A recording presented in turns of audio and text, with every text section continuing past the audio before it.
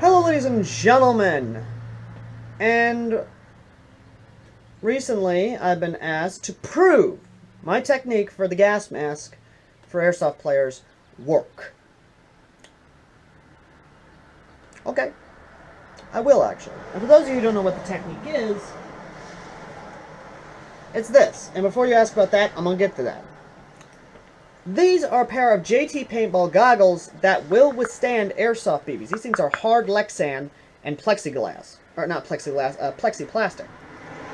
However, at the field I took this at, the owner of that field had his guys take off the goggles and shoot the lens out, which is the result you will get if you don't wear these over the lens. Roll the B footage.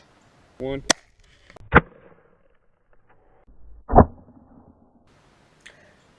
Yeah, that's the result if you don't wear these over the actual lens, or if you don't got the skill to actually replace the actual original lens with that. Now, I had my guy at MIT actually test the lens of the actual gas mask with other airsoft guns. Apparently, the old Soviet era, or at least the old Cold War gas masks that did not come with protective outserts over them, will not withstand any airsoft BB firing over 50 feet per second. You heard correctly. Even over 50 feet per second, the glass will still crack.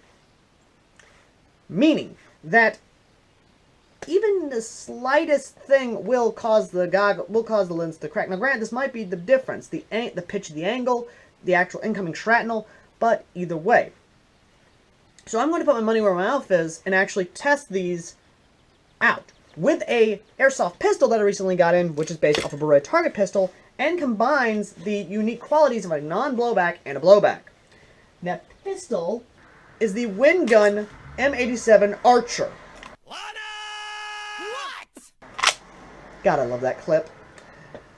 The M87 Archer, with the first spout of CO2, fires at 687 to 697 feet per second. Almost 700 feet per second. Meaning, I'll be firing the first spout of gas out that's on those lens over that gas mask that's already been shot, mind you, point blank. And if it will stand almost 700 feet per second, then my method of protecting gas mask lens works. Meaning, my method, theory, and practice of the experiment today works. So unless you can put your money where your mouth is, I recommend you shut the hell up. So, let's go ahead and actually try it, shall we?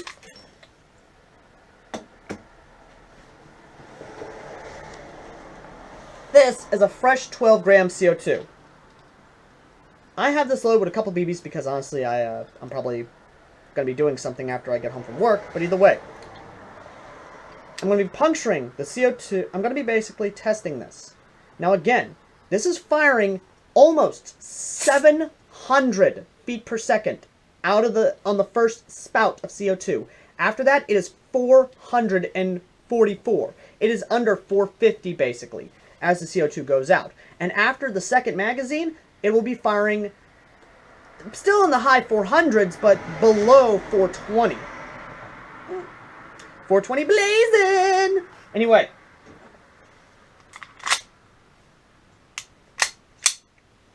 Let us conduct the test. I don't like where this is going. Shall we? Oh, no. Put the safety on, of course, because of course I'm not a dumbass. And before a lot of you wonder how I'm going to be conducting this test, do not worry. This is going to be in an enclosed chamber, so that way if the BB does ricochet, it will not come back on me, but instead will go around in the chamber itself.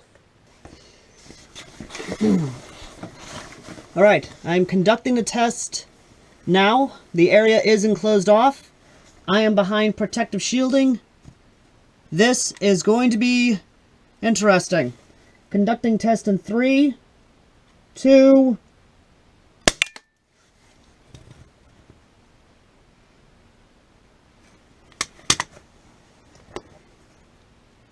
No damage. I repeat, no damage.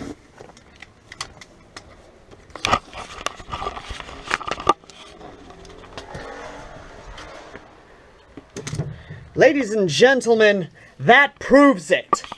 That was shooting 700 FPS on the first spout of CO2. There is no damage to the lens whatsoever. You did not see that. I did not do any fancy editing. There is a spot from where the BB impacted. That finally puts this to rest. If you use paintball goggles to protect the gas mask lens, you will basically ensure the safety of the gas mask lens. Ladies and gentlemen, I've been AirsoftAL, and this has been a great achievement for science! I'm a brilliant scientist. Nerd! Well, an airsoft scientist, anyway. Thank you all for watching. As always, I've been AirsoftAL, and fuck you guys for trying to bust this myth. It has, in fact, been plausible. Till next time.